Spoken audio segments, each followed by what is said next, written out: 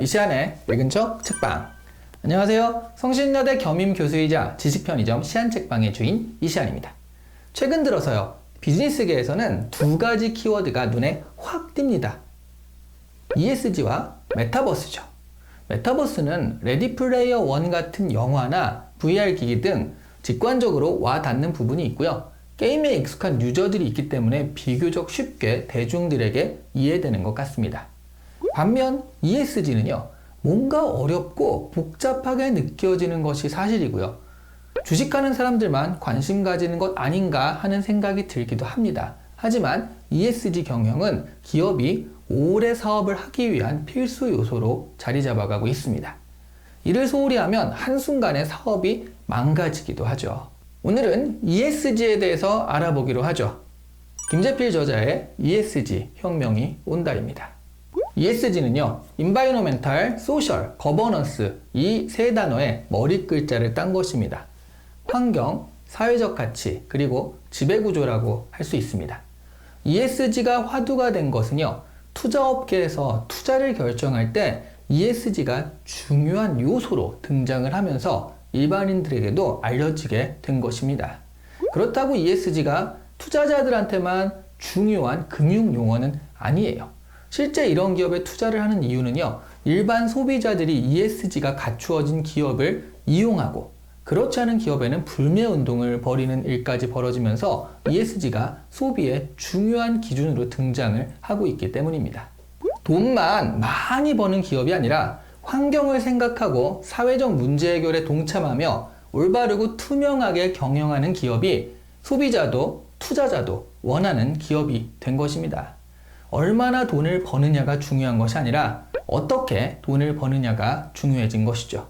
각각의 요소들을 조금 더 자세히 살펴보면요, 환경은 탄소 발자국, 에너지 효율, 재생에너지 사용 등이 포함되는데요, 오염물질 배출을 최소화하는 이슈 등이 중요합니다. 사회는요, 근로환경, 노사관계, 지역사회 이슈 같은 것들을 포함하는데요, 여기에 성차별이나 인종차별 같은 민감한 문제도 포함이 돼요. 지배구조 항목은 이사회 구조 및 다양성, 주주권리 보장 같은 이슈들을 포함하고 있습니다. ESG가 주목받는 것은요, 아주 현실적인 이유인데요, 전 세계 투자금이 ESG로 몰리기 때문입니다. 2020년에는요, ESG를 투자 지표로 쓰는 ESG 관련 글로벌 투자 금액이 40.5조 달러였어요. 세계적인 투자은행 도이치뱅크는 2030년에는요, 이 투자금이요, 100조 달러가 넘을 것으로 예상하고 있습니다. 한국 돈으로는요, 12경이에요. 조나 이런 것도 아닙니다. 12경입니다. 세계 모든 돈이 ESG로 향하고 있는 겁니다. ESG가 뜨면서요, 그 전에 있었던 CSR과 뭐가 다른가 하는 생각이 드는 분들도 있으실 겁니다. 사실 이 정도 의문을 가지신 분은요, 비즈니스에 대해서 정말 상당히 많이 하시는 분이시긴 하죠.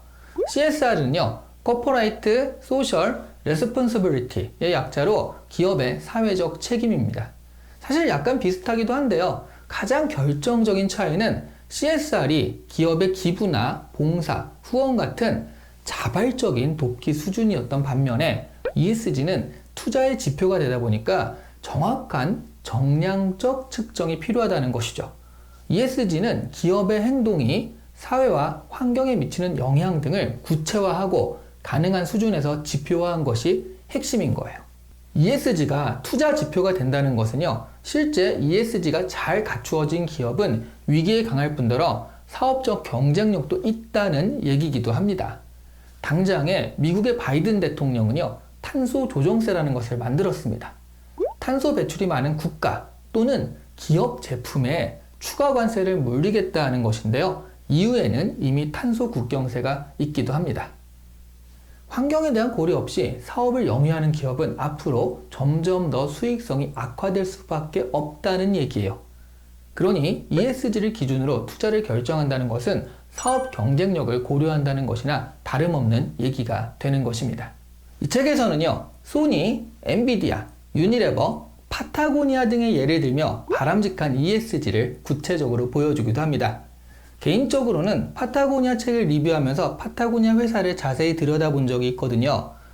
정말 파타고니아 이퀄 ESG, 파타고니아가 ESG를 실천한다는 개념이 아니라 ESG가 그대로 파타고니아가 됐다. 일체감이 대단하다라고 생각이 들더라고요.